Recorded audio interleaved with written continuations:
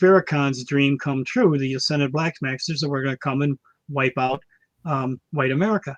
So again, we have black versus white, and um, it's been taken serious even on a highly educated scholarly level. Starting in 2014 and every year since then, they've had um, it was a seminar.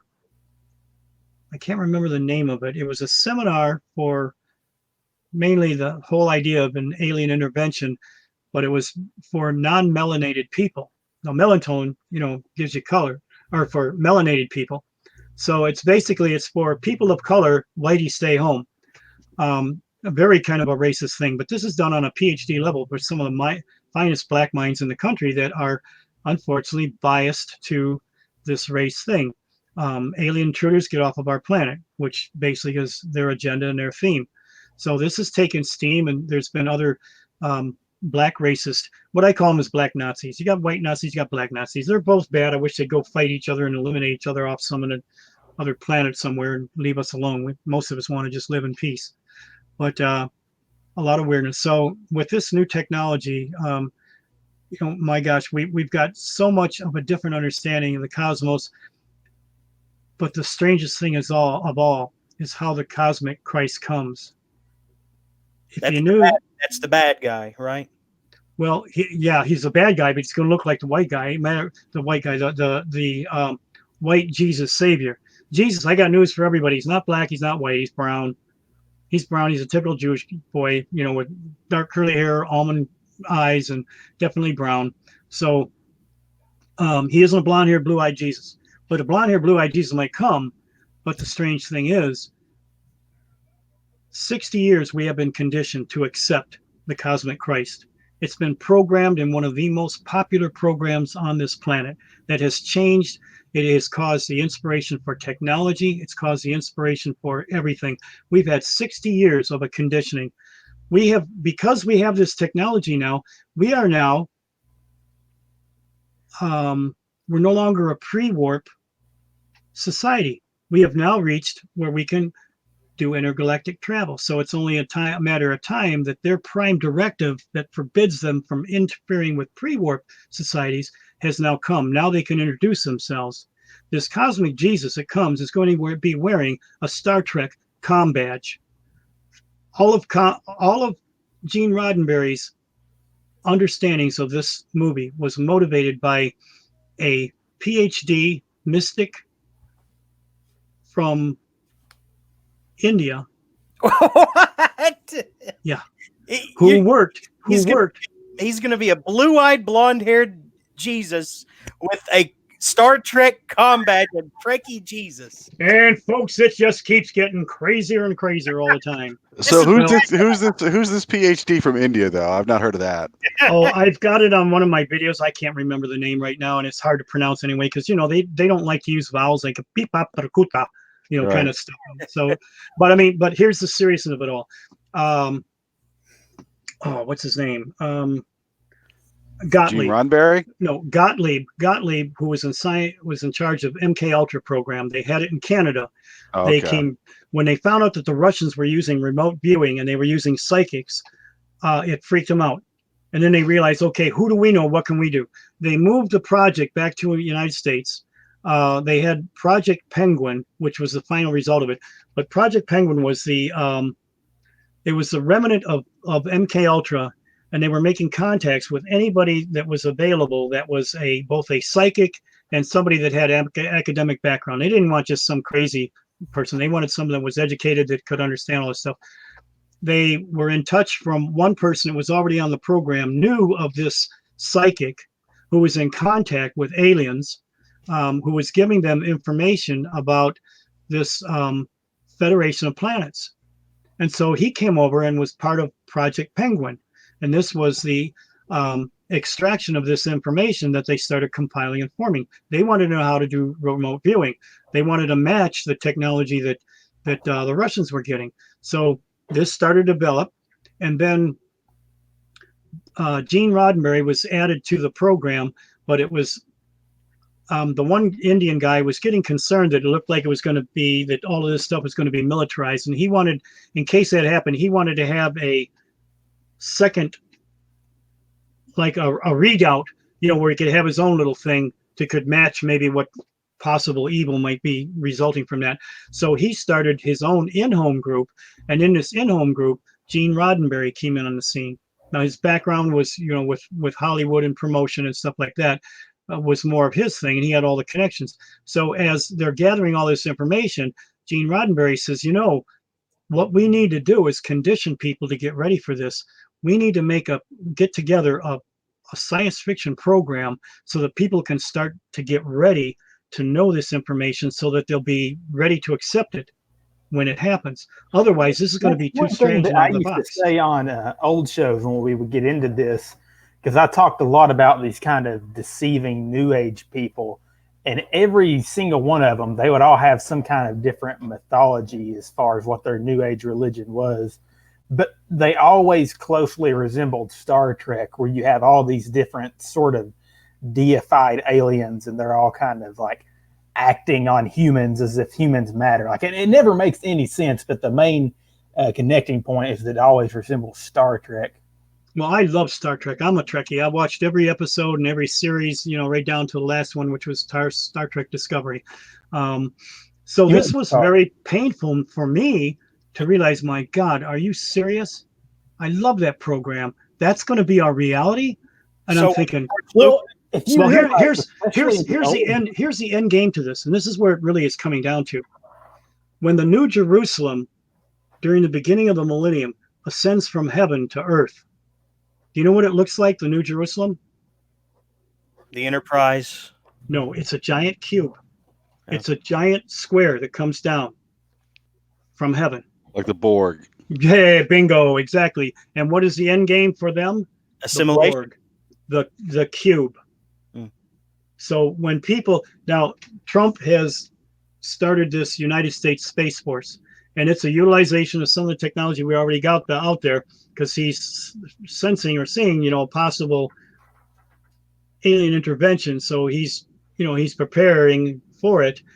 But the thing is, the pendulum's going to swing one extreme and then to the other extreme. First 3.5 years of the tribulation and agitation of time and space. First 3.5 years is going to be fun for those that are being motivated by love. It's not so much fun for people that are greedy and manipulative and everything. It's going to be like hell on earth. For everybody else, it's going to be a shade of something in between. So at this reset, towards the end, the space thing is going to be utilized for the negative. So when Cosmic Christ comes, people are going to be fighting the New Jerusalem because in their mind, they're fighting the Borg. Okay, just for future reference, when you say Cosmic Christ, can you just say Antichrist so people don't get confused? Oh, okay, yeah, the coming Cosmic Antichrist. I mean, the same but opposite. So there are several scriptures that calls him the spread out beast. That has a reference to the fact that this guy assumes both roles as being a clone opposite of himself. So he's going to pretend to be Christ and the Antichrist. So it's the yin and the yang coming together, total peace at the very end. Really crazy stuff. Wait. He's going to claim to be both Christ and the Antichrist? No, there's a possibility. Okay, and I say a possibility. The book of Job is filled with several references to the spread out beast. There's one in Amos. There's one, not in Amos. What's the other one in? Several times in Amos. One reference, I think, to somewhere in the New Testament. I don't know whether it's the book of Revelation, but it's there. And another one in Daniel. So between all those scriptures, we get the idea or concept of one in Isaiah. That's right. Isaiah 14th chapter. That's one of the most important ones. So you say that he's going to claim to be, he's going to say, yes, I am Jesus, but I'm also the Antichrist. No, it won't be one entity. It'll be two separate entities because he's the spread out beast. He's going to be a clone of himself. So you're going to have two people. He's going to be playing like he's going to be puppet. A double role. Yeah, he's got two different people. One is just a clone extension of himself, but it's still him. It's still the evil, rotten guy. One will pretend to be the good guy, Jesus, and the other one's pretending to be the reformed bad guy. Okay, well, one thing I know from someone who almost became a Mason that once you get to a certain level, they tell you that Lucifer is not bad. It just means light bringer, and they use Right. that this kind of attractive lure, to reel you in, and until before you know it, you're saying, "Hey, I'm down. I'm all right with Lucifer." Yeah, and Oh yeah, that's basically what he's told the elite that has been brought into being a part of this. And it says in Revelation 17, beginning at 11 and 13, it says, "And there are 10 kings who have received no kingdom as of yet, but will receive power as kings, and will give their power unto the beast, for they have all one mind." That is a conspiracy, and it's a conspiracy of 10 different people.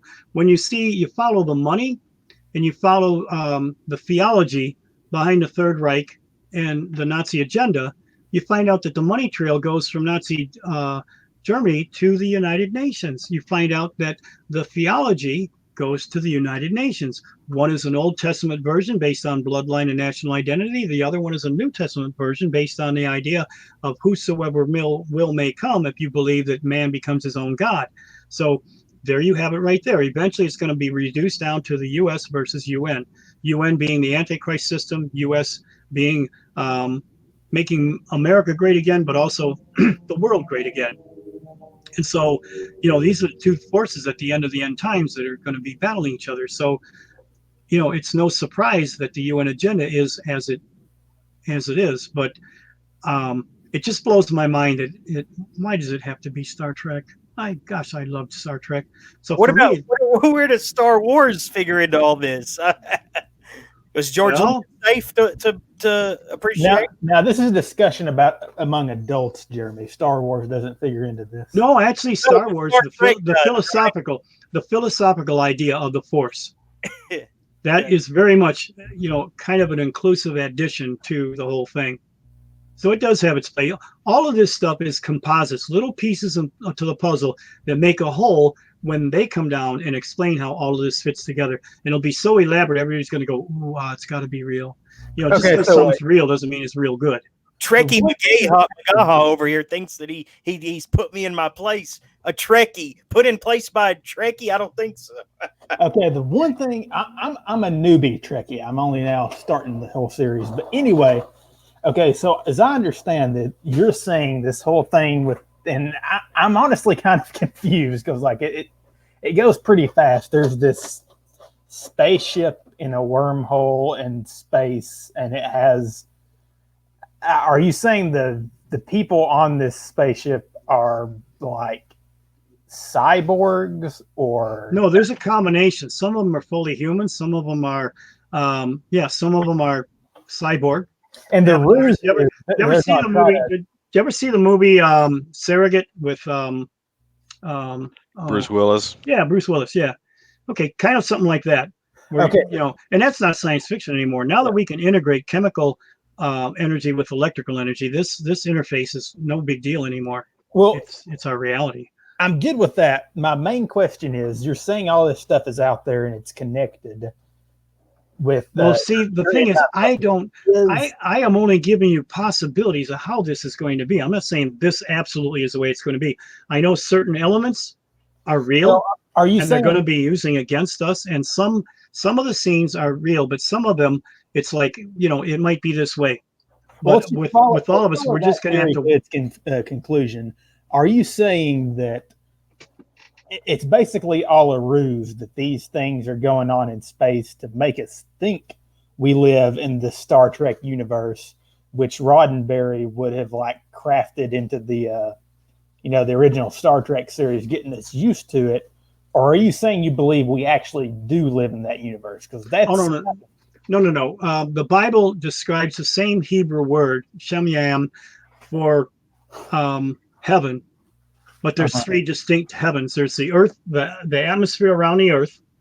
Then there's a second heaven, which is, and some people try to make this some etherical neverland. It's the real, tangible, physical universe that we see with stars, planets, galaxies, all this stuff, outer space. Then there's the third heaven, which is outside of time and space. It's a different dimension, separated by this one completely. And it's the realm that God lives in. And actually, what my claim is that the two trees in the Garden of Eden One represents the earth that never fell in sin. It stayed and remained. Everything stayed and remained faithful to God. So this is one that is very real, very tangible, but it's perfect in its ways, the way God intended to create it, and has never been tainted yet, but it will be. But this is the perfect world that God created, the perfect universe that God created. Now, what we live in is allowed by God to be created. It's an imitation that Satan has made to imitate, but it's a parallel altered universe. The two trees in the Garden of Eden, one represents God's, the other one represents Satan's temporary domain, based on the knowledge of good and evil. The two promises and I say promises, the two lies that was given to Adam and Eve, your eyes will be open, you should be as gods, and you shall surely not die. This is eternal life and an eternal environment provided by him. So it's the alternative. So the biggest selling thing is, hey, hell isn't all that bad. I'm just providing you an alternative to heaven. You don't have to be accountable to some big guy with a stick and a lightning bolt. I'll let you do what thou wilt. That's the root of the whole law. So, hey, you can be unaccountable, be your own God, do your own thing for all of eternity in an eternal environment. And so people will get sucked into it for a lot of different reasons. I mean, imagine if you were blind or paraplegic all your life, and all of a sudden aliens come down and offer you, all you got to do is take this new body, and you can live in, you can see and do all the things you never could see. If you didn't know Jesus, wouldn't that seem like the most practical, common sense thing to do? This would be the greatest thing in the world. So you're saying essentially that this Gene Roddenberry Star Trek reality, right? That's that may come to pass, right? Right. Is really basically the holographic universe that the devil controls, and it's not really the world of God. It's the artificial. Right. It's the Yeah. artificial world, right? Exactly. Right. Bingo. Exactly.